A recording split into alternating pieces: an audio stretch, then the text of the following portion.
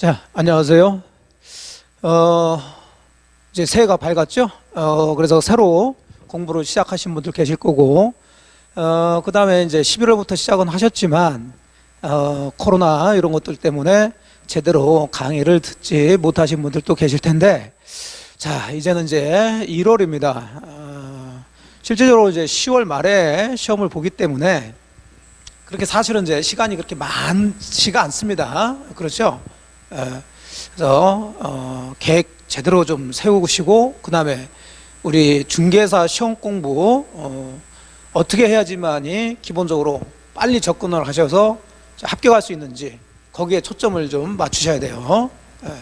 자, 물론 이제 각각 공부하면서 말씀드리기도 하고 그럴 테지만, 저는 이제 그 민법을 강의하기 때문에 제가 처음 공부하신 분들이라든지 아니면 조금 이제 공부가 좀 덜 되신 분들이나 이런 분들이 우리 민법 공부가 아니라 시험 공부를 어떻게 하는지 그런 것들을 간단하게 좀 말씀 좀 해드리려고 합니다. 그러니까 공부에는 왕도가 없다고 그러죠. 공부에는 왕도가 없지만 시험 공부에는 방법이라는 건 분명히 있습니다. 요령이라는 게 있죠. 그래서 몇 가지 말씀드릴 테니까 항상 이제 공부하시면서 그런 걸 염두에 두면서 우리 민법을 접근 좀 하시면은 그 시험 공부니까 점수에 많이 빨리 접근을 하실 수 있을 거라고 생각이 됩니다. 그래서 간단하게 몇 가지 말씀드릴 테니까, 그 외에 이제 뭐 드릴 말씀은 많지만 이제 저하고 같이 강의하면서 중간중간에 관련된 부분에서 말씀드리기로 하고, 가장 큰 틀로서 말씀드릴 거 그런 것들만 좀 몇 가지 말씀드릴게요. 자, 민법 시험 공부 방법이라고 그랬죠. 시험이에요. 시험. 우리는 시험. 우리 시험 몇 번씩 말씀드렸지만 객관식입니다. 절대 평가예요. 우리는 쓰는 거 없습니다. 다 써줍니다. 써주고 5개 중에 정답 하나를 골라봐라, 그런 얘기죠. 거기에 빨리 적응을 하셔야 돼요. 자, 일단 우리가 이제 배우시는 민법이라는 것은 개인과 개인 사이에 법률 관계에 대한 것을 배우시는 게 돼요. 법률 관계. 법률 관계는 항상 누가 권리를 가지고 있고 누가 의무를 지고 있느냐, 자, 이걸 따져준다고 그랬죠. 그러니까 항상 갑이라는 사람, 을이라는 사람, 병이라는 사람, 자, 이렇게 쭉 나오게 돼요. 개인과 개인, 개인과 개인 사이에 권리 의무 관계를 정하게 되죠. 그러면 이런 관계들을 우리가 조문이라는 법조문과 그다음 판례에 의해서 내용들을 정리해 놨다고요. 특히 법조문 같은 경우는 굉장히 좀 추상적이고 어려운 단어로 쓰게 돼 있어요. 그 내용들을 이제 여러분들이 공부를 하시기 위해서 읽어봐서는 잘 모르니까 그것들을 이렇게 사례 형태로 많이 들어보셨죠? 가배부동산을 을이 뭐 해서 그다음에 병에게 쭉 그런 식으로 들어간다고요. 그러면 일단 여러분들이 이런 걸 공부하실 때는 각자 결국 우리는 계약에 대해서, 즉 법률행위라는 거죠. 법률행위에 대해서 이제 배우시게 되는데, 우리나라는 원칙적으로 자유민주주의이기 때문에 각자 자유롭게 행위를 하게끔 돼 있죠. 원칙적으로. 즉 행위 계약을 하게 돼 있다는 거죠. 여기서 빠져나오는 게 자유롭게 의사표시를 하라, 그 얘기입니다. 그렇죠? 예. 그게 기본이에요. 그러니까 여러분들이 밖에서 생각할 때는 이러면 안 될 것 같다라는 것도 우리 법에 의하면 자유롭게 해도 된다는 얘기죠. 여러분들이 처음 공부하실 때 이제 느끼는 거, 내가 다른 사람한테 부동산을 팔았어요. 그러면 팔았는데 아직 소유권 이전 안 해준 상태에서 다른 사람한테 또 비싼 가격으로 또 팔 수 있느냐? 자, 우리는 밖에서 보면은 그런 짓 하면 안 되지라는 생각을 하고 있지만, 우리 법에서는 그것도 가능하다는 얘기죠. 이런 걸 이제 우리가 이중매매 이런 얘기인데, 물론 아주 모두 그냥 무제한으로 자유스럽게 할 수 있는 건 아니죠. 이제 틀은 잡아놓죠. 그 틀이라는 것이 이제 기본적으로 여러분이 잘 배우시는 강행규정이라는 게 있고요. 강행법규. 그 다음에 사회질서라는 게 있죠. 사회질서. 이게 하나의 테두리예요. 테두리. 너무 무제한으로 이제 계약 같은 거에 행위를 하게 되면 뭔가 문제가 될 수 있으니까. 그 다음에 약자보호라는 것들이 있어요. 약자보호. 약자보호의 대표적인 게 이제 제한 능력자들, 미성년자라든지 아니면 피성년 후견인, 피한정 후견인, 뭐 이런 사람들의 법률행위. 또 이제 계약이라 하더라도 임대차 같은 경우는 이제 아무래도 임차인이 자, 임대인보다는 좀 약자가 되겠죠. 그런 걸 고려해 가지고 이제 하나의 테두리는 잡아놓고 그 안에서 자유롭게 행위를 하라는 거죠.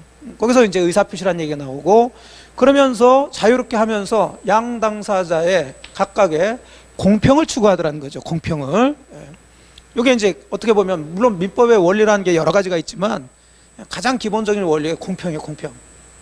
어느 쪽에도 치우치지 않는다는 얘기죠. 그러니까 예를 들어서 뭐 잘 아시는 것처럼, 자, 갑이라는 사람이 자기 부동산을 을한테 팔 건지 안 팔 건지는 당사자가 자유롭게 생각을 해가지고 표시를 하면 되는 거지, 국가에서 강제적으로 팔아라 말아라 할 수가 없다는 거죠. 자, 그래서 둘이 매매 계약이라는 것을 자유롭게 하더라는 거죠. 물론 그 매매 계약은 아까 보셨던 테두리, 강행법규에 위반하면 안 되겠고, 뭐 사회질서에 위반되는 그런 행위를 하면 안 되겠죠. 그 안에서 자유롭게 하는 거죠. 그럼 매매 계약을 했으면 이제 갑, 을, 개인과 개인 사이에는 법률 관계 들어온다는 얘기죠. 그 뭐 잘 아시는 것처럼, 자, 요 갑이라는 사람은 을한테 대금 달라고 할 수 있는 권리가 있고요. 을은 소유권 이전해 달라는 권리가 있는데, 자, 그걸 반대로 얘기하게 되면 권리의 반대는 의무라고 그랬죠. 그러면 권리는 행사하는 거지만 의무는 이행을 해야 된다고 그랬어요. 그러니까 이제 어느 측면에서 보느냐를 자꾸 보시라고요. 어느 한쪽만 보지 마시고, 이제 나중에 뒤쪽에도 말씀드리겠지만은 반대를 자꾸 생각하셔야 하고, 권리의 반대는 결국 의무니까. 자, 그러면 의무를 이행하는데 만일에 1월 2일 날 매매 계약을 했는데, 자, 2월 20일 날 요 사람 소유권 이전해 줄 의무, 요 사람 대금 줄 의무가 있다. 자, 그 이행을 하는 데 있어서, 그럼 여러분이 한번 생각을 해보자고요. 그래서 민법은 갑을병 나오면 저 멀리서 보지 마시고 그 중에 한 사람 입장이 돼보세요. 물론 이제 곳곳마다 한 사람, 매도인 입장이 되느냐 매수인 입장이 되느냐에 따라서 조금 이해도가 이제 달라질 수 있는데, 이건 뭐 누구 입장이 되든 상관이 없죠. 여러분이 산 사람 입장이라면 여러분은 대금 줄 의무가 있고 판 사람은 소유권 이전해 줄 의무가 있는데, 그럼 여러분이 한번 생각해 보세요. 여러분이 대금을 먼저 줄 필요는 없겠죠. 일반적으로 여러분이 대금을 먼저 주게 되면 이 사람이 대금을 받아놓고 소유권 이전을 안 해줄 수 있으니까, 그러면 서로 공평하지가 않죠. 그래서 이제 나중에 여러분들이 이제 배우신 분도 잘 아시겠지만은, 이런 경우에 서로의 의무 이행할 때는 2월 20일 날 동시에 이행을 해라, 이렇게 이제 법에서 잡아놓고, 동시에 이행을 해줘야 되는데 어느 한쪽에서 이행을 하지 않았다면 상대방도 이행하지 않아도 된다, 거절할 수 있다라고 해서 동시행 항변권이다. 자, 이런 것들은 이제 우리가 이제 배우시는데, 결국 이런 것들은 양 당사자의 뭘 추구하는 거다? 공평을 추구하는 거죠. 그리고 11월 달에 또 제가 뭐 사례 문제를 쭉 더했지만, 결국 공부하실 땐 그런 걸 염두에 두면서 여러분이 제3자 입장에서 이렇게 해야지만이 공평하겠구나라는 것을 생각하면서 공부하시면 조금 이해하는 게 좀 쉬워질 수가 있고요. 그 다음에 최종적으로 문제를 풀다가 잘 모르겠다 그러면, 그럼 갑을 이 사람들이 나오면 어떻게 하는 게 공평한지 그걸 유추해 가지고 찍더라도 그냥 찍지 마시고, 이렇게 하는 게 공평하겠다. 뭐 틀릴 수는 있겠지만은 그러면은 정답에 조금 가까이 갈 수가 있습니다. 민법의 가장 큰 틀이고, 그 다음에 이제, 자, 법은 기준이 다 정해 놓습니다. 그러니까 우리 시험은 주어지고서 주어놓고 그걸 판단하라는 얘기죠. 이게 옳은 건지 틀린 건지. 결국은 옳은 거냐 틀린 거냐 판단하는 건데, 판단하실 때는 여러분 생각대로 판단하시면 안 된다는 거죠. 공부할 때도 마찬가지지만 본인 생각을 버리시라고요. 기본적으로 제가 몇 번씩 강조해드렸죠. 공부하실 때는 싹 지금까지 살면서 잡아뒀던 자기의 본인 생각들을 싹 버리시고 법에서 정해진 기준대로만 판단하시면 돼요. 그 기준이 바로 법조문과 판례라는 거죠. 결국 이거예요. 우리가 배우는 게 이거고, 시험 문제도 여기서 나온다는 거죠. 그리고 이제 판례 중심으로 요즘 많이 나오니까, 근데 판례는 그냥 나오는 게 아니라 이 조문을 통해서 실제 사건들이 일어났을 때 그걸 기초로 해가지고 대법원 판사들이 판결한 거니까 연결이 돼 있습니다. 자, 이것은 뭐 나중에 이제 공부하면서 느끼겠고요. 자, 요 기준대로 판단하는 그런 기본적인 거, 예를 들어서 그러니까 여러분이 남의 부동산 팔아도 되냐? 자, 보통 일반적인 생각으로는 남의 부동산 팔면 안 되지 이런 생각을 가지고 있는데 그런 생각 버리셔야 하는 거예요. 쫙 버리시고 법에 의하면 남의 부동산 팔아도 됩니다. 그런 것도 이제 배우시면 아시겠지만은 법대로만 생각하시면 돼요. 그게 굉장히 좀 제가 이제 강의를 해보니까 그런 게 힘드시더라고. 이런 걸 어떻게 보면 이제 법적 사고라고 그러는데 우리가 이제 계속 살아오시면서 나름대로의 어떤 사고가 딱 고정이 됐기 때문에 그걸 자꾸 고집으로 하시더라고요. 그냥 버리시고 법에서 그렇다고 그러면 받아들이시면 돼. 우리 시험 볼 때까지는. 그리고 시험 합격하시고 나서 공부하신 거 이제 버리시면 되지. 그러면 되니까 너무 불안해하지 마시고. 자, 대표적인 거 한번 볼까요? 예제 해가지고 나와 있는데 작년에 나왔던 문제죠. 자, 갑은 을 소유 엑스토지의 저당권을 취득했다. 갑은 또 갑을병 나왔죠. 갑이란 사람이 을 소유하고 있는 엑스토지에 토지에 자, 저당권을 취득했대요. 그러니까 담보로 잡았다는 얘기죠. 저당권을. 자, 담보로 잡은 걸 저당권이라고 그래요. 그랬을 때, 자, X토지에 Y 건물이 또 존재하고 있다. 자, 문제는 이렇게 다 주어져요. 주어진 거 그대로 읽으시면 돼. X토지에 저당권 설정되어 있는데, 여기에는 위에, 자, Y 건물이 있더라는 거죠. Y 건물이. 자, 이 건물이 누구 건지는 얘기하지 않고 있어요. 이럴 때 갑이 저당권자라고 그러죠. X 토지와 그 위에 있는 Y 건물에 대해서 자, 일괄경매라는 것은 같이 경매 칠 수 있는 거예요. 같이 일괄. 자, 이렇게 청구할 수 있는 경우를 모두 고른 것은 그랬어요. 자, 이해되셨나요? 갑이라는 사람이 일단 을이 소유하고 있는 X 토지의 저당권을 가지고 있는데 그 토지 위에는 지금 Y 건물이 지금 있다는 얘기죠. 근데 그 건물 소유자는 누군지를 몰라요. 좀 문제에서 정해놓지 않았으니까. 여러분 무조건 을일 거다 이렇게 생각할 게 아니라는 거죠. 여러분 생각을 쫙 빼야 돼요. 우리는 문제를 풀어야 되니까 그대로만 보시면 돼. 이런 상태에서 갑이 이 토지하고 이 건물을 같이 경매 들어갈 수 있는 경우가 어떤 경우냐 이러더라고 있죠. 이런 걸 일괄경매 청구라고 그러는데, 자, 그러면 이 저당권이라는 것은 이 토지에만 있지, 즉 토지를 담보로 잡은 거지 건물은 담보로 잡지 않았죠. 그러니까 원칙대로 한다면 경매 들어간다 그러면 이 토지만 경매 들어가야지 이 건물에는 자, 경매 들어갈 수가 없는 거죠. 담보로 안 잡았으니까. 근데 물어보는 것은 건물도 같이 경매 들어갈 수 있는 경우를 찾으라는 거죠. 자, 그러면 이런 것들은 여러분이 판단을 하셔야 되는데 판단하는 기준은 다 법에 정해져 있다는 거죠. 그 법에 정해진 게 뭐라고요?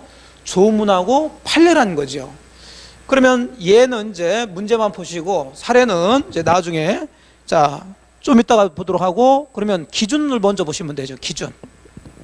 자, 토지와 건물의 일괄경매 청구에서 가장 기본적인 기준인 조문이 365조에 나와 있는데 뭐라고 되어 있냐면 토지를 목적으로 저당권 설정한 후에 그 설정자가 그 토지의 건물을 축조한 때에는 그랬어요. 자, 읽어보니까 토지 목적으로 저당권 설정한 후에 자, 그 설정자라는 것은 토지 소유자예요. 토지 소유자가 그 토지의 건물을 줬다는 얘기죠. 그러면 여기를 보니까 저당권이 먼저 됐나요? 그 토지 위에 건물이 먼저 졌나요? 저당권 설정 후 건물 줬다는 얘기니까 저당권을 먼저 설정했죠. 토지 담보를 먼저 잡고 그 후에 토지 소유자가 그 위에다가 건물을 진 거죠. 이랬을 때는 저당권자는 토지와 함께 그 건물에 대해서도 같이 경매 청구할 수 있다. 자, 법정에 그렇게 돼 있어요. 그럼 이 조문대로 돌아가면 을의 토지에 갑이 먼저 저당권을 설정하고, 그러면 을이라는 사람을 우리가 설정자라고 그런다고 그랬어요. 그리고 설정자가 그 위에 건물을 줬을 때 이거죠. 그러니까 저당권 1번이 되고 그 다음에 2번이 건물을 신축했을 때 을이. 자, 이랬을 때 갑이라는 사람은 담보는 토지만 담보로 잡았다 하더라도 건물까지 다 경매에 들어갈 수 있다. 그 이유는 뭐 나중에 이제 공부하시면서 보시고 기준이 이렇다는 얘기예요. 기준이. 근데 문제는 이 법조문대로 해보니까 자, 토지 담보로 잡고 그 후에 토지 소유자가 건물을 졌을 때 경매를 청구할 수 있다 그랬네요. 그러면 만일에 토지를 담보로 잡고 우리 그 후에 건물을 짓긴 짓는데 이 건물을 설정자인 토지 소유자가 아니라 이 저당권이 설정된 토지를 빌려서 자, 다른 사람이 건물을 졌을 때는 그러면 어떠냐? 이 세상은 여러 가지 경우가 있으니까 그래도 이 건물 같이 경매 들어갈 수 있느냐, 이제 이게 문제가 됐던 거죠. 자, 그런 것들을 풀기 위해서 법에서는 설정자가 건물을 축조한 때는 자, 건물과 토지를 같이 경매 들어갈 수 있다고 그랬는데 그러면 저당권 설정하고 난 다음에 건물을 설정자가 아닌 다른 사람이 건물을 축조했을 때는 어떤지 거기에 대해서는 조문이 없으니까 자, 그런 게 문제가 됐을 때 자, 판례라는 또 기준이 나오죠. 판례. 자, 이렇게 일괄경매라는 것을 보더라도 기준이 지금 조문이라는 게 있고 그걸 조금 더 보충해서 판례라는 게 나오죠. 자, 판례를 보니까 민법 제365조에서 정한 일괄경매 청구권의 취지에 비춰볼 때 저당지상, 즉 저당권이 설정된 토지 위의 건물에 대한 일괄경매 청구권은 저당권 설정자가 건물을 축조한 경우뿐만 아니라 설정자가 건물 짓는 것은 당연한 얘기인데 그뿐만 아니라 저당권 설정자로부터 저당 토지에 대한 용의권을 설정받은 자, 그 얘기는 그 토지를 빌린 사람이 그 얘기예요. 뭐 지상권이라든지 임대차 해가지고 그 용의권을 설정받은 자가 그 토지의 건물을 축조하더라도 그러니까 설정자 아닌 사람이 건물을 축조하더라도 자, 여기까지는 그럼 법에서는 설정자가 건물을 축조한 경우라고 돼 있지만 우리 판례는 설정자가 건물을 축조한 경우뿐만 아니라 저당권이 설정된 토지를 빌려서 그 위에 건물을 졌더라도 그 얘기인데 그 후에 자, 지금 보니까 저당권 설정자가 그 건물의 소유권을 취득한 때는 해가지고 이제 이러면 저당권자는 토지와 함께 그 건물에 대해서 같이 경매 청구할 수 있다 그랬어요. 그러면 일단 가장 기본적인 것은 기준이 건물이 먼저 있어야 돼요? 아니면 건물이 없는 상태에서 저당권이 먼저 있어야 돼요? 일단은 저당권이 먼저 설정이 되어야 되겠죠. 그리고 건물을 졌어야 되는데 그 건물을 법조문에서는 설정자가 건물을 축조한 경우로 한정을 하고 있지만 우리 판례는 그것뿐만 아니라 저당권이 설정된 토지를 다른 사람이 빌려서 용의권을 설정받은 자가 건물을 졌는데 그 사람이 계속 가지고 있을 게 아니라 그 후에 누가 소유권을 취득했어요? 저당권 설정자, 즉 을한 사람이 자, 다시 그 건물의 소유권을 취득했다면 이제 조건이 걸리죠. 그렇다면 결국은 갑이라는 사람은 토지하고 건물을 같이 경매 들어갈 수 있다. 조금 처음 공부하신 분들은 어려울 수가 있어요. 근데 하나의 대표적인 기준이기 때문에 설명드린 거죠. 자, 그러면 이 두 개의 조문하고 판례를 보니까 어쨌든 간에 뭔가 알 듯 모를 듯 뭐 이걸 하고 있어요. 그러면 이런 걸 설명을 들으시고 난 다음에 요 기준을 축약을 해가지고 머릿속에 담아 놓으셔야 된다는 거죠. 아까 그 문제를 풀기 위해서는 자, 그러면 이제 토지와 건물 일괄경매 기준 이제 잡았어요. 이제 물론 이런 것들은 저희들이 다 해드릴 거죠. 그러면 여러분들은 사실은 이제 요것만 보시면 되는 거예요. 앞에 있는 조문 뭐 이런 판례 같은 것들은 다 일일이 볼 게 아니라 제가 일괄경매 청구라는 것은 취지가 이렇다는 거 설명해드리고 기준이 이렇다 그러면 요거대로 가지고 가서 푸시면 돼요. 자, 첫 번째는 일단은 토지의 저당권 설정 당시에 그 토지 지상에 건물이 있었어야 돼요? 없었어야 돼요? 없었어야 되죠. 요 저당권이 먼저 설정됐어야 되니까 토지의 저당권 설정 당시에는 건물이 없었어야 돼. 즉 나대지의 저당권이 설정됐어야 되고 그리고 저당권 설정 후에 건물을 축조했는데 건물을 졌는데 자, 그럼 여기서는 누가 건물을 졌냐는 기준에 넣으면 안 된다는 거죠. 우리 판례를 보니까 법조문은 설정자가 축조한 경우로 잡혀져 있지만 우리 판례는 설정자가 축조한 경우뿐만 아니라 그 토지를 빌려서 다른 사람이 건물을 졌더라도 자, 결국은 그 건물을 토지 소유자인 설정자가 다시 소유권 취득하기만 하면 되니까, 그래서 건물 축조는 누가 짓냐 그건 신경 쓸 게 아니고 저당권이 설정된 후에 건물이 들어갔다는 것을 기억하시면서, 자, 경매 당시에 저당권 설정자, 즉 토지 소유자가 건물도 소유하고 있어야 된다. 이게 가장 핵심이 되는 기준이 되는 거죠. 자, 그러면 기준 두 가지 가지고서 일괄 경매를 할 수 있는 점을 따지면 된다는 얘기죠. 일단 가장 기본은 건 저당권 설정 당시에는, 토지의 저당권 설정 당시에는 건물이 있어야 돼요, 없어야 돼요? 없어야 되는데 이미 건물이 있었다면, 그건 Y 건물이 저당권 설정 당시에 있었다면 그건 안 되겠죠? 네. 그 다음에 저당권 설정하고 난 다음에 건물을 져야 되는데, 설정자가 건물 짓고 가지고 있어도 일괄 경매 들어갈 수 있지만, 다른 사람이 건물을 져놓고 그대로 다른 사람이 또 소유하고 있으면 안 되죠. 왜? 경매 당시 토지 소유자가 건물도 가지고 있어야 되니까, 토지 소유자 을이. 예. 그러면 다른 사람이 건물을 졌다 하더라도 나중에 경매에 들어갈 당시에는 그 건물을 토지 소유자인 설정자가 취득하고 있었다면, 결국 한마디로 저당권에 의한 경매 들어갈 때 토지와 건물의 소유자가 같다면 같이 경매 들어갈 수가 있다.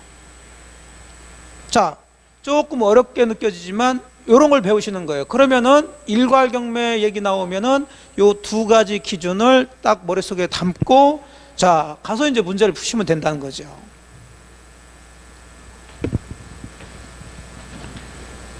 기준대로만 쭉 하시면 우리가 생각할 필요 없이 그냥 답이 나와요. 자, 기준. 첫째 기준은 저당권 설정 당시, 토지의 저당권 설정 당시에 건물이 있어야 된다, 없어야 된다? 없어야 돼요. 그랬다가 그 후에 건물을 졌는데 누가 졌냐를 따지지 마시고, 그 건물을 누가 졌든 경매 들어갈 당시에 토지 소유자가 가지고 있어야 돼요, 건물도. 그럼 그거 두 가지 따지면 되죠. 자, 그러면 기억번 들어가면, 갑이 저당권 취득하기 전에 이미 X토지 위에 을의 Y 건물이 존재한 경우, 자, 저당권 설정 당시에 건물이 있었어야 돼요, 없었어야 돼요? 없어야 되는데 이미 저당권 취득하기 전에 건물이 있었다고 그랬으니까, 아, 요놈은 기준에 맞지 않는 거구나. 그래서 이건 안 돼. 자, 네 한번 갑이 저당권 취득 후에, 자, 갑이 저당권 취득 후에 을이 X토지 위에 Y 건물, 자, 을은 설정자죠. 얘가 건물을 축조해서 얘가 을이 계속 소유하고 있대요. 아주 기본적인 전형적인 법조문대로 들어간 거죠. 그러면 할 수가 있어. 자, 그럼 니은번 골라놔야 되겠죠. 이것은 보니까 갑이 저당권 취득한 후에 이제 병이 그 X토지의 지상권을 취득해서 Y 건물을 축조했다. 이런 건 신경 쓸 게 아니에요. 그것은 건물을 병이 졌단 말이에요. 그러면 이 건물이 저당권 설정된 후에 건물 들어갔느냐, 저당권 설정하기 전에 있느냐, 이걸 따지면 되는 거죠. 자, 읽어보니까 저당권 취득 후에 병이 건물을 졌다고 그랬죠. 예, 토지를 빌려가지고 졌다. 그럼 병이 그대로 가지고 있었다면 같이 경매 들어갈 수가 없죠. 왜? 기준은 경매 들어갈 당시에 설정자가 그 건물 소유권도 가지고 있었어야 되니까. 근데 읽어보니까 병이 건물은 졌지만 을이 그 건물의 소유권을 취득했다고 그러네요. 그럼 결국 토지의 소유자하고 건물 소유자가 같아졌다는 얘기죠. 그러면은 누가 건물 졌냐는 우리가 따져요, 따지지 않아요? 따지지 말란 얘기죠. 괜히 이런 거 생각하셔서 여러분들이 병이 졌을 때는 어떻게, 그렇게 하지 마시고 아까 보셨던 그 두 가지 기준만 가지고 그대로 들어가시면 답이 나온단 말이에요. 그러면 이것도, 자, 저당권 취득한 후에 건물 졌고 그 건물을 을이라는 사람이 소유권 취득했으니까 결국 같이 경매 들어갈 수가 있다. 그러면 같이 일괄 경매 할 수 있는 것만 골라라 그랬으니까 니은하고 디귿을 골라야 되겠죠. 찾으면 되죠. 4번이 되겠네요. 네, 처음 공부하신 분들은 조금 어려울 수 있는데, 자, 이런 식으로 계속 문제가 나온다는 거죠. 기본적으로는. 그러니까 판단해봐라 그 얘기입니다. 그 판단은 여러분들이 배우지 않은 걸 가지고 판단할 필요는 없어요. 결국은 이렇게 길게 우리가 이런 것들을 배우시지만 결국 이 두 개의 기준만 딱 머릿속에 담고 들어가셔서 판단하시면 된다. 이거 외에도 수도 없이 많죠. 결국은 이런 기준들을 배우시는 거예요. 그걸 우리가 이제 잘 이해를 하시고 암기를 하시면 되는 거죠. 그리고 문제 나오면 그대로 적용하시면 돼요. 여러분 생각으로 들어가지 마시고 그런 습관을 자꾸 들이셔야 돼요. 두 번째, 자, 기준대로 생각하자. 기준은 다른 거 없다. 조문과 판례. 그 조문 판례가 어렵거나 양이 많으면 저희들이 이렇게 기준은 짤막짤막하게 제가 정리해서 드린다. 그래서 포인트만 정리해드리면 그것만 딱 기억해가지고 들어가시면 돼요.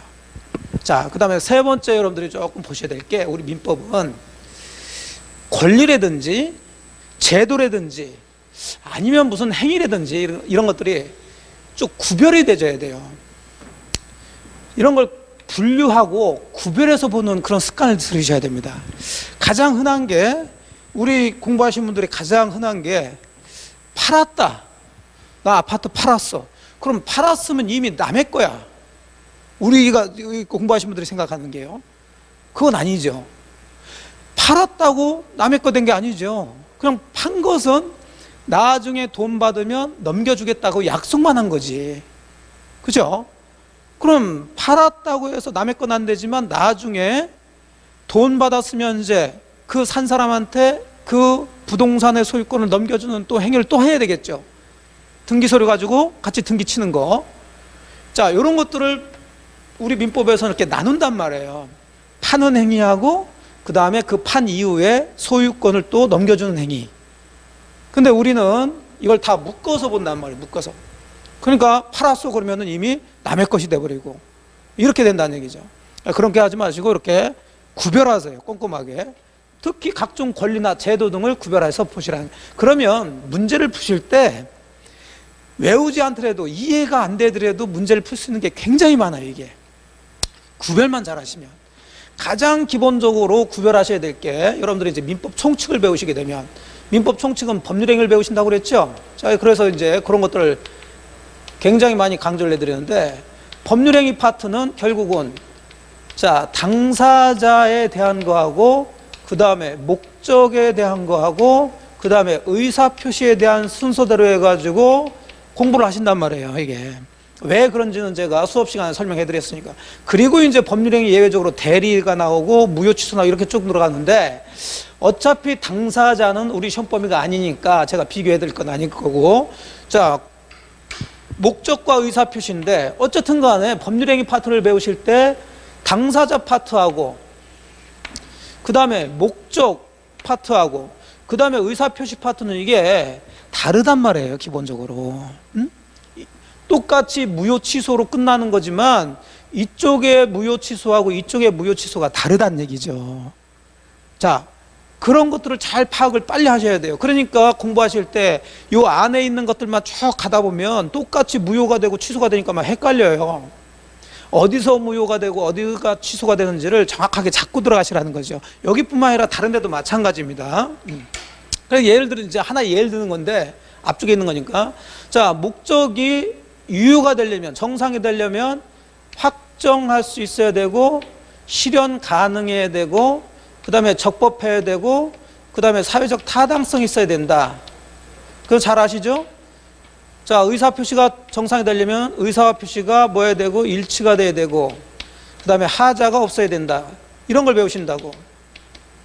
근데 우리가 배울 것들은 이런 것들이 다 정상적으로 갖춰진 걸 배우시는 게 아니라 이런 것들이 갖춰지지 않았을 때를 얘기하는 거죠. 그럼 목적에서는 확정되지 않고 실현이 불가능해. 자, 이거 특히 원시적 불능이고 그 다음에 적법, 즉 강행법규에 위반되고 사회적 타당성이 없다 그러면 여기서는 다 무효가 돼요. 그럼 의사표시로 들어가게 되면 역시 일치가 돼야 정상인데 우리는 비정상인 걸 본단 말이에요. 앞쪽에서는. 그럼 일치되지 않았을 때, 하자가 없어야 정상인데 하자가 있을 때, 사기를 당했다거나 협박을 받아서 의사표시했을 때, 자, 그때는 이제 무효일 때도 있고 그 다음에 취소일 때도 있고 그렇단 말이에요. 그러니까 여기서도 무효 나오고 여기서도 무효 나오는데 이쪽의 무효하고 이쪽의 무효는 다르다는 거죠. 그러면 어디서 나온 무효인지를 파악을 해야 문제를 풀 수가 있다는 거예요. 특히 사회적 타당성이 없는 거에 대표적인 게 반사의 질생이죠. 자, 반사의 질생이. 근데 의사표시가 잘못돼가지고 무효되는 대표적인 게 통정허위 표시란 말이에요. 통정허위 표시. 서로 짜고 한 거예요. 뭐 처음 공부하신 분들은 그런 게 있나 보다 뭐 이렇게 하지만 좀 공부하신 분은 아실 거예요. 그러면 처음 공부하신 분은 또 반사회질서 행위로 무효화, 즉 사회질서 위반으로의 무효화, 통정 허위 표시, 서로 짜고서 한 무효는 똑같이 결과는 무효지만은 다른 곳에서 나오는 무효구나, 동네가 다르구나, 이런 걸 자꾸 느끼셔야 된다고요. 그런 것들을 느낀다면, 자, 1번 같은 경우 작년에도 정답으로 나왔고 아주 단골로 나오는 건데, 강제 집행을 면할 목적으로 허위의 근저당권을 설정하는 행위는, 자, 요 행위는 반사회적 법률 행위로 무효다, 이렇게 나왔단 말이죠. 그러면 결국은 허위로 근저당권 설정하는 행위가 반사회적 법률 행위에 해당되냐 안 되냐, 이제 이걸 얘기하는 건데, 말 그대로 허위로 근저당권 설정했다는 것은 허위는 가짜란 얘기죠. 허위. 그럼 허위 표시라는 얘기예요. 서로 짜고서 돈도 빌리지 않았으면서 빌린 척하고 근저당권 설정도 했다. 잘못은 됐지만 이게 반사회질서 법률행위. 자, 허위 표시는 어느 동네에 있었어요? 의사 표시. 자, 여기에 있는 건데 반사회질서 행위는 목적이라는 동네에 있었죠. 그러면 허위 표시가 반사회질서 법률행위에 해당돼서 무효다, 이런 식으로 들어가면 안 되죠. 서로 동네가 다른데. 그러면 허위 표시는 뭐가 문제가 돼서 무효고 반사회질서 행위는 어디에서 무효되는지만 이해하신다면, 저런 얘기는 뭐 이해되고 할 것도 없이 그냥 이건 말도 안 되는 소리다 라고 틀렸다, 이렇게 딱 잡아보시면 되는 거죠. 이거 2번도 마찬가지요. 법률행위가 단지 그 성립 과정에서 불법적인 방법이 사용될 때 불가한 때에도 반사회적 법률행위로 무효다 그러는데, 여기는 불법적인 방법이라고 나왔는데, 자, 여기는 보통 강박으로 많이 나와요. 강박. 자, 이것도 반사회질서 법률행위로 무효다 그랬으니까 똑같은 구조예요. 자, 불법적인 방법, 이것은 주로 강박으로 많이 나온다고요. 강박. 그러면 조금 공부하신 분들 아실 텐데, 강박은 의사표시가 문제가 되는 거죠. 강박은. 예. 근데 역시 반사회질서 법률행위는 목적이라는 동네에 있는 거예요. 그럼 강박이 반사회적 행위로 무효다 그러면 또 동네가 다른데 연결시켜버리면 안 된다는 거죠. 그럼 이것도 틀렸다, 이렇게 나오면 되는 거지. 그럼 이제 3번 같은 경우는 뭐냐면, 자, 이제 같은 의사표시 동네 중에서도 여러분들도 이제 동네를 보시게 되면, 자, 구가 있고요. 구 안에 각종 동들이 있단 말이에요. 그러면 구가 다른 동들은 서로 다른 구에 있는 거니까 전혀 다른 얘기지만, 같은 구에 있다 하더라도 동이 또 다를 수가 있다는 거죠. 무슨 얘기인지 이해되시죠? 예. 주소가 다를 수 있단 말이에요. 자, 의사표시가 비정상적인 것 중에 불일치하는 것 중에 하나가 비진위 표시라는 게 있어요. 근데 의사표시가 잘못은 됐지만 하자가 있어서 잘못된 것 중에 하나가 사기 강박이라는 게 있죠. 자, 그러면 비진위 표시나 사기 강박은 일단 크게는 같은 의사표시에서 문제가 되는 거예요. 그죠? 네. 같은 구에 있어요. 하지만 비진위 표시는 같은 의사표시라 하더라도 불일치한 부분에 있는 거고, 사기 강박은 하자가 있어서 문제가 되는 거예요. 그럼 또 이렇게 또 나누셔야 된다는 거지, 공부를 하실 때는. 네. 그런 것들은 이제 기본서의 목차 같은 것들을 잘 보시면 된다는 얘기예요. 그럼 역시 또 이쪽하고 이쪽은 같은 얘기가 아니라는 얘기예요. 같은 의사표시 안에 있지만은 여긴 또 여기하고 다르다는 거죠. 그러면 그런 원리를 또 이해하시면 3번처럼 강박이 나오고, 뭐 증여라는 공짜로 준다는 얘기인데, 자, 그 의사표시는 비진위 표시가 아니다 그랬으니, 당연히 강박하고 비진위 표시, 강박하고 비진위 표시는 같은 곳에 있질 않죠. 그러니까 저 문장 다 빼버리고 저 두 개만 보시면 돼. 강박, 비진위 표시, 이다, 아니다, 아니다, 이렇게 나와야 맞는 얘기가 되는 거죠. 그래서 맞아요, 이거는. 그러니까 이런 구조만 이해하시게 되면은, 이건 뭐 왜 이해하고 뭐 할 것도 없이 읽으면서 이건 동네가 다른데 하면서 이렇게 푸시면 되는 거예요. 자, 다시 또 이렇게 자꾸 제도, 권리 이런 것들을 구별을 하시면서 보시라고, 구별을. 공부하다 보면 이제 우리가 그런 것들을 생각하지 않고 사시는데 법은, 특히 민법은 아주 꼼꼼하게 나누니까요. 자, 4번 같은 경우 매수인, 산 사람인 중도금 미지급을 이유로 매도인이 판 사람이 계약을 적법하게 해제한 후라도 매수인은 다시 착오를 이유로 그 계약 전체를 취소할 수 있냐 없냐. 자, 이거 수도 없이 나오는 질문이에요. 올해도 물론 나왔죠. 물론 정답은 아니었지만.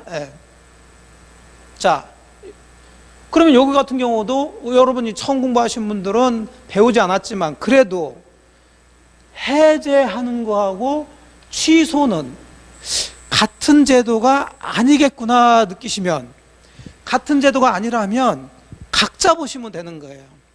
각자 본다는 얘기는 각각 성립이 돼서 각각 행사할 수 있다. 서로 연관을 안 시킨다는 얘기죠. 관련하고. 우리 시험범위 내선 그래요. 민법 전체를 보게 되면 이게 경합이 돼서 뭐 법적으로 뭐 어지럽게 들어가는데, 다행히 우리 시험범위 내에서는 다른 제도, 다른 것들이 있다 그러면은 그냥 따로따로 봐서 다 성립할 수 있어요. 요건이 다 갖춰지면. 그럼 각자 성립한 거 행사하면 된다, 이렇게 생각하시면 돼요. 그거 다시 이제 수업 시간에도 말씀 이제 드릴 텐데, 그러면 해제를 했단 말이에요. 했더라도 자, 취소할 수 있냐 없냐 얘기인데, 해제와 취소는 다른 거죠. 그럼 해제할 수 있는 경우가 또 다르고 취소할 수 있는 경우가 다르다는 얘기예요. 그럼 여기서는 그런 걸 물어본 게 아니라 해제했다, 그럼 취소할 수 있냐 없냐 이걸 물어본 거니까, 그럼 해제와 취소 다르니까 했다 하더라도 할 수 있지, 다른 거니까 이렇게 들어가시면 된단 말이에요. 네. 그러니까 이게 정통으로 이걸 이해하시려면 이걸 한참 설명하고 해제 효과, 취소 효과를 가지고 그렇기 때문에 그럴 수 있다라고 해서 한참 걸리고 들어도 그게 뭔가 이렇게 하신단 말이에요. 이게 항상 그런 생각을 하셔야 돼요. 우리는 법을 전공하신 분이 아니다. 저희들은 이제 법을 전공하고 했으니까 좀 알아듣는다 이렇게 하지만은 우리 공부하신 분들은 그게 아니잖아요. 그것 때문에 제가 이런 것들을 말씀드려서 그냥 우리는 딱 나왔을 때 문제를 풀자 이거죠. 그 푸는 방법 중에 하나가 바로 이런 제도가 다르다는 걸 느끼면서 들어가시면 돼요. 물론 이런 것들은 이제 배우면 다 알죠. 해제 파트 배우고 취소 파트 배우니까. 그러면 이건 이해되든 안 되든 상관없이 할 수 있다로 나와야 되는 거예요. 이것도 똑같아요.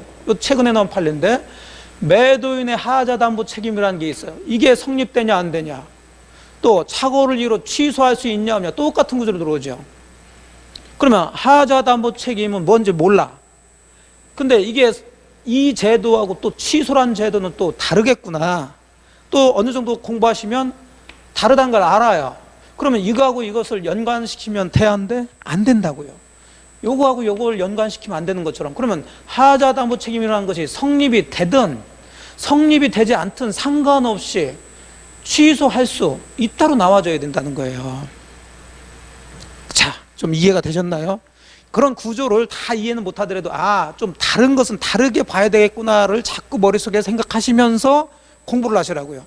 그러면 제가 이제 강의하면서 그런 걸 구별해 드리니까, 그러다 보면 나중에 굳이 외우지 않더라도 우리는 써주니까요. 그걸 잘 노리시라고.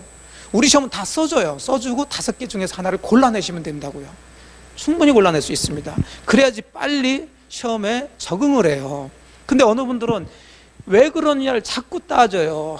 이거 해가지고 이거 해서 그러시면 자꾸 힘들어지고, 그러니까 그걸 이해하려니까 자꾸 스트레스 받고 시간 많이 걸리고, 이해했다 하더라도 이런 문장이 나오면 그 이해된 것 자체도 까먹어버리고 그렇잖아요, 공부라는 게.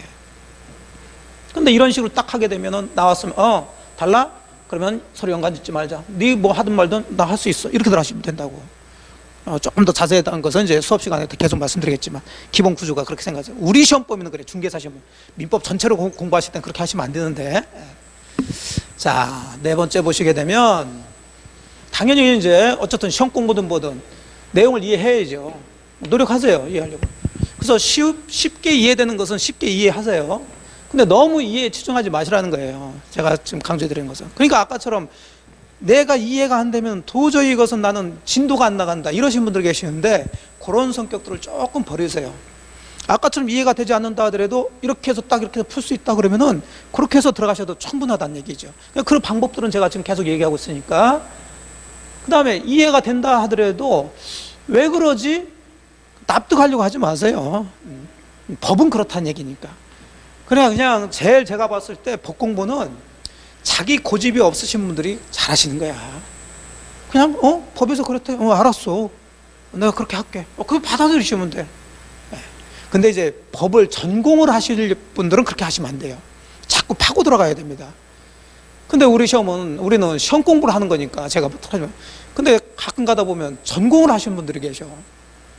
그러시다 보면 기간이 이제 길어집니다. 실력은, 그러니까 법 과목의 실력은 올라갈 수 있어도 문제 푸시는데 시간이 부족해가지고 점수가 안 나오시는 경우도 굉장히 많아요. 우리 시간 싸움이에요. 자, 그래서 이해됐다 하더라도 이해한 것에 그치지 마세요. 쉽게 이해됐다 하더라도 그 문장이 자 시험에 나오면 빨리 푸셔야 된다고. 그러려면은 그 문장에서 키워드를 항상 체크하시고 암기를 하셔야 돼요. 핵심 키워드를. 그것들은 당연히 저희들이 이제 설명해 드리죠. 하면서 이 문장, 예를 들어서 자 이런 것들이죠. 4번 같은 경우는 계속 지금 나오고 있는데, 자 이 문장에서는 아까 얘기했던 이 두 개가 포인트예요. 해제와 취소 나오면 결론은 할 수 있다. 그러면은 뭐가 뭔지는 모르더라도 해제와 취소 나오면 할 수 있다로 딱 암기를 해들면 문장 나오면 그냥 읽으면서 할 수 있다 이렇게 딱 풀면 되는 거지. 요걸 만일에 이해를 했다 해가지고 하면은 문제 풀려면 이걸 읽으면서 이해를 하시기 시작한다고. 또 그 이해된 것을 또 끄집어내셔야 된다고. 그럼 맞췄다 하더라도 이 문장 하나를 맞추는데 시간이 많이 걸린다는 거죠. 우리는 항상 한 문제당 1분, 5개 지문을 읽고서 정답을 맞추는데 1분의 시간을 맞춰야 된다는 걸 생각을 하셔야 된다니까. 그럼 이게 한 개 지문인데 이거 하나 푸시는데 생각하고 뭐하고 이렇게 하시면 안 된다고요. 딱 읽으면서 이거 하나 가지고 1분이 아니라 이런 게 5개가 나오는데 그걸 1분에 풀어야 된다는 거죠. 그럼 이건 몇 초 만에 딱 푸셔야 된다는 얘기예요. 그런 연습이 자꾸 되시려면 결국은 아까 말씀드린 대로 키워드가 머릿속에 암기가 되셔야 돼요. 사실은. 그러니까 시험은 암기입니다. 사실. 이해도 당연히 해둬야 되겠지만 이해가 되면 암기가 더 쉽죠. 근데 꼭 너무 모든 걸 다 이해해가지고 암기하려고 하지 마시라고요. 편하게 그렇게 공부하세요. 하다 보면은 자 우리 민법이 그렇게 단순한 건 아니니까 이해하려 하더라도 어렵고 복잡한 부분이 있어요.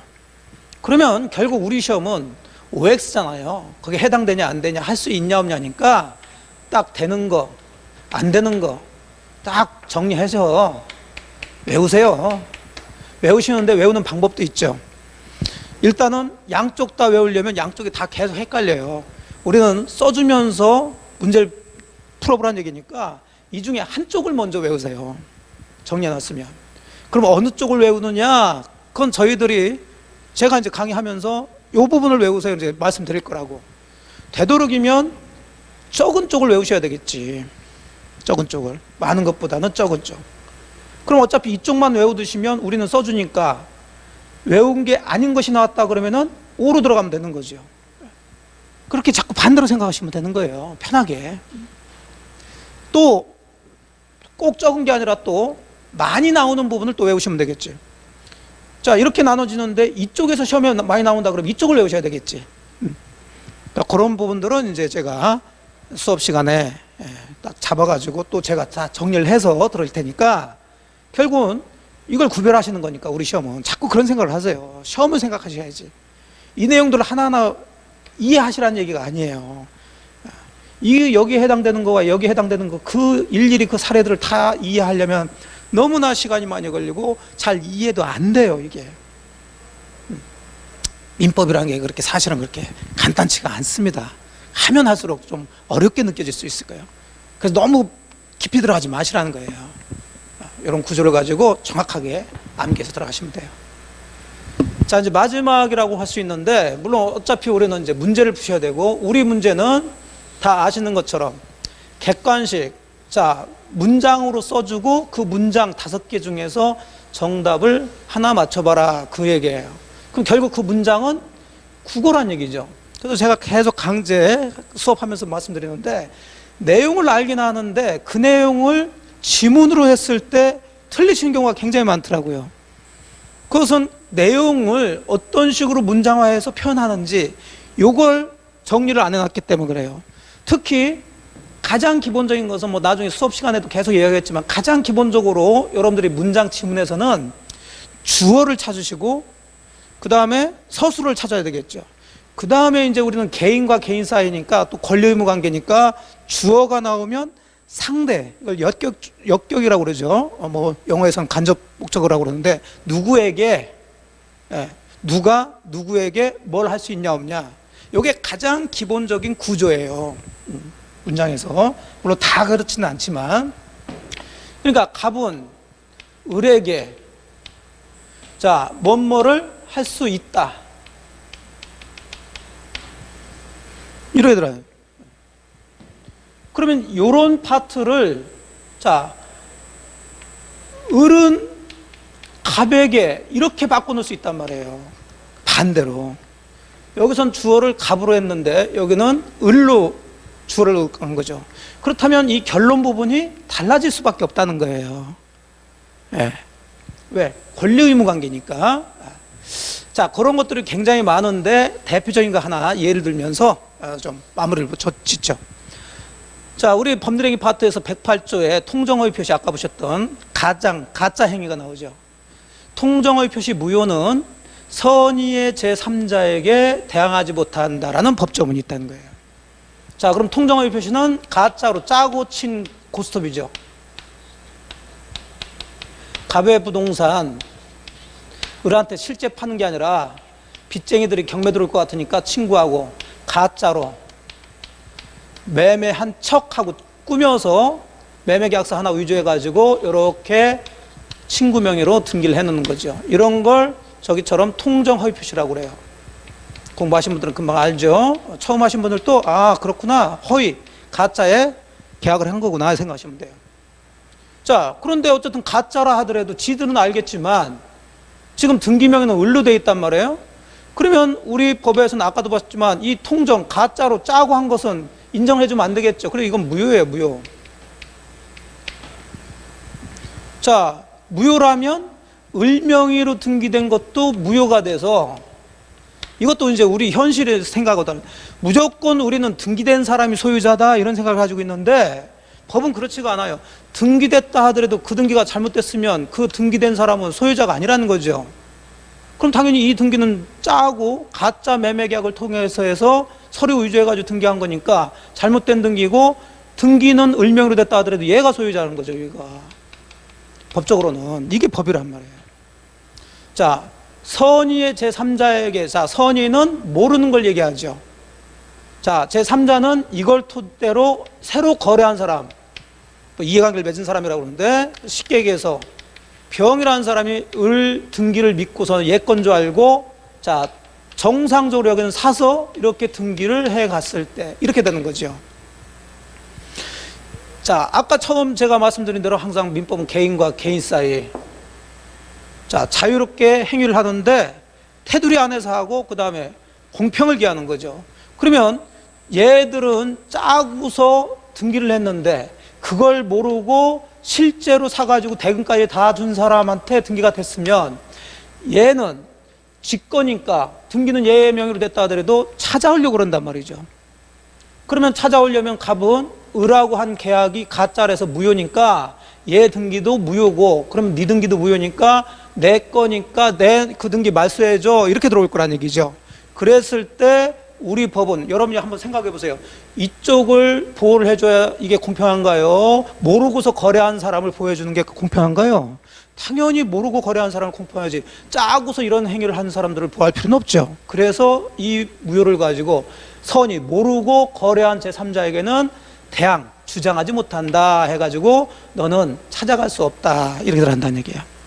자, 그러면 이 문장을 지금 설명을 했는데 자, 이걸 가지고 이제 지문을 만든다 그러면 결국 이 조문에서는 주어가 갑이나 을이나 이런 사람들은 얘기겠죠.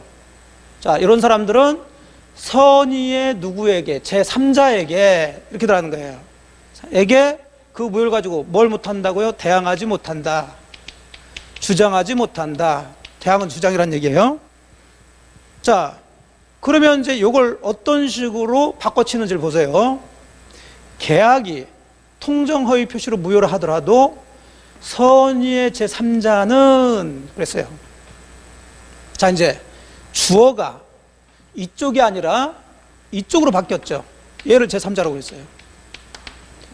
자, 원조문은 이런 사람들이 선의 제3자에게 대항할 수 없다 이렇게 돼 있는데, 그걸 살짝 바꿔가지고 자, 무효라 하더라도 선의의 제3자는 얘가 이제 주어가 돼요. 그럼 얘 입장에서 들어가줘야 되는 거죠.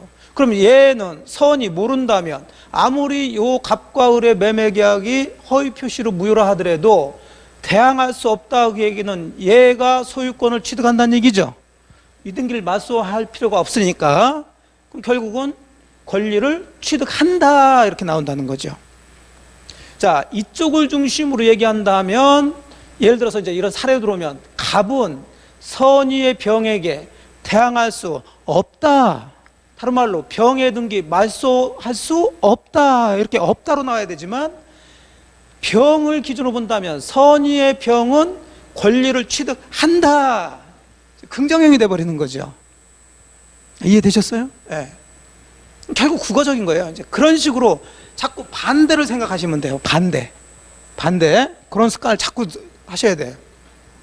자, 다시 또 계약이 통정허위 표시로 무효라 하더라도, 자, 제3자가 뭐라면, 선이라면 이 사람이 권리를 취득하고 얘는 못 가져가니까 결국 법적으로 얘가 보호된다는 얘기가 되죠. 그래서 선의 제3자는 보호된다. 같은 얘기를 하는 거예요. 같은 얘기. 예. 자, 그러면 반대로 들어가게 되면, 그러니까 요 문장은 같은 얘기예요. 이렇게 이제 돌려서 이제 지문을 만들어낸다는 거죠. 그럼 3번 같은 경우 보시게 되면, 통정허위 의사표시 무효는, 자, 이제 악의의 제3자에게 그랬어요. 지금 앞문장에서는 제3자가 선의일 때를 얘기했는데, 그럼 선의 제3자에게는 뭘 못한다? 대항하지 못한다 그랬어요. 그러면 선의만 생각할 게 아니라 선의의 반대가 뭐냐? 악이겠죠. 악의는 나쁜 놈이 아니라 알았다는 얘기예요. 그러면 그런 것 저런 거 다 필요 없이, 자, 선의의 제3자에게는 대항할 수 없다라고 그랬으니, 그러면 반대로 악의의 제3자에게는 대항할 수 있다라고 나와야죠. 이런 걸 이제 빨리빨리 체크를 하셔야 되는 거예요. 이건 좀 쉽지만은 그런 그 문장 구조들이 굉장히 우리 민법에 굉장히 많아요. 그러니까 제가 이제 수업할 때 그런 얘기 하는데, 어느 장소를, 자, 어느 장소 팻말을 보니까 남자 출입금지 그랬어요. 그럼 남자 출입금지 그 얘기만 보실 게 아니라, 그럼 남자 출입금지란 얘기는 반대로 여자는 출입할 수 있다라는 얘기가 되죠. 남자는 출입할 수 없다 그 얘기 반대는 여자는 그럼 출입할 수 있다 그 얘기가 되는 거예요. 그죠? 그럼 여기도 똑같죠. 요 무효를 가지고 선의의 제3자에게는 대항할 수 없다 그랬으니까, 그럼 요 무효를 가지고 악의의 제3자에게는 대항할 수 있다 이렇게 나와야 되죠. 반대니까. 그죠? 그래서 악의의 제3자, 여기 있다. 악의의 제3자에게는 대항할 수 있다 이렇게 들어가는 거예요. 그러니까 그 얘기가 이제 계속 들어가는 거예요. 그러면 악의 제3자에게 대항할 수 있다는 것은 얘들끼리 짜고서 매매 계약을 했다 하더라도 그걸 알면서 거래한 사람은, 자, 그럼 제3자 입장에서 본다면, 얘를 주어로 본다면 악의의 제3자는 권리를 취득할 수 없다라고 해야죠, 이제. 그죠? 대항할 수 있으니까 권리는 취득할 수 없다.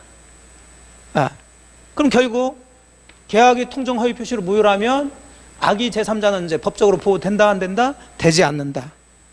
자, 그러니까 위의 세 개는 같은 얘기가 되는 거예요.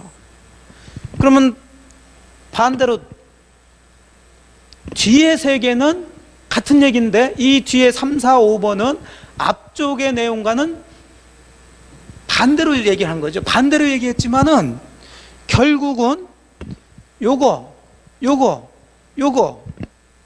그 다음에 요거는 다 같은 얘기를 한 거예요.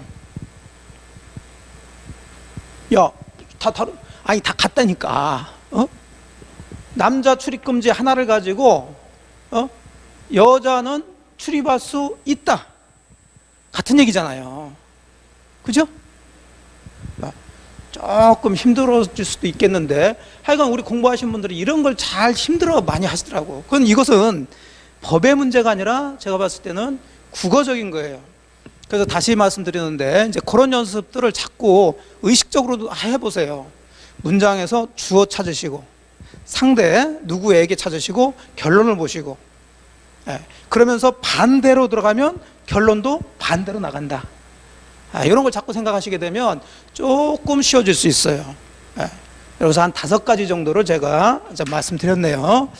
물론 그 외에도 이제 공부를 하시면서 수업 들으시면서 수업하시면서 관련된 부분에서 말씀드릴 게 많이 있지만은 일단 요 5가지라도 잘 생각하시면서 공부를 해보시고, 그 다음에 가장 또 여기서 뭐 빠졌지만은 문제를 많이 풀어보세요. 문제. 어차피 우리는 객관식 문제를 푸셔야 되니까. 어떤 분들이 그래요. 야, 알지도 못하는데 어떻게 문제를 푸냐. 그렇죠. 아무것도 모르는 상태에서는 풀기가 좀 그렇지만 사실 그래도 문제 풀면서 이론이 이해될 수 있어요. 그래서 어느 정도 한 번 정도 강의를 들었다 그러면은 문제 푸세요. 그렇게 시간이 많지가 않습니다. 그럼 문제를 풀면서 내용이 이해가 될 수도 있고, 훨씬 그게 시험 공부 방법으로는 훨씬 좋아요. 문제를 풀어보시는 게. 그래서 제가 밴드에도 계속 문제를 지금부터 올려드린단 말이에요. 시험 볼 때까지. 계속 풀다 보면 뭐 가랑비에 옷 젖듯이 그 문제 푸는 능력이 이제 커질 수 있습니다. 그래서 문제를 많이 다뤄보시고요. 그러면서 항상 이런 것을 좀 염두에 두시면서 공부를 하시면 민법의 어떤 깊은 내용까지 우리가 알 수는 없겠다 하더라도 우리 시험에 좀 점수는 빨리 좀 올릴 수가 있습니다. 자, 요 정도 해서 하여간 우리 민법 시험 공부하는 방법들을 가볍게 말씀드렸네요. 뭐 조금 도움이 되셨는지 어쩐지 모르겠는데 항상 그 참고하시면서 공부하시고, 자, 다시 어쨌든 새해 밝았으니까 자, 복들 많이 받으시고 건강 챙기시고요. 특히 올해는 전부 다 합격하시는 그런 좋은 일이 생기기를 기원하겠습니다. 자, 고생 많으셨어요.